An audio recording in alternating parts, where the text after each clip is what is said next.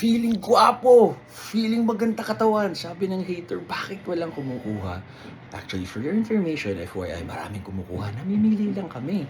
Kasi may ipon naman kami. Hindi ko kailangan tumanggap ng trabaho. May nababayad ng ilaw, may nakakain naman kami. Kailangan worth it para sa pangalan na Carlos Agassi, para sa oras namin ni Mrs. Sarina Agassi. Pero kami yun. Tama kayo, mali ako, I'm not your doctor, do what works for you. Bihira lang kaming magtrabaho kasi may mga business kami na gumagalaw na dahil matagal ko na pong ginawa ng kabataan ko.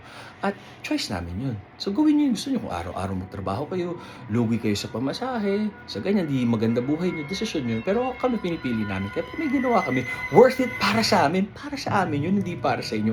Kaya tama kayo, mali ako, I'm not your doctor, do what works for you. Yun lang yung maling hirit mo. Maraming kumukuha, sobrang maarte lang kami mapili sa trabaho, sa bayad at sa role.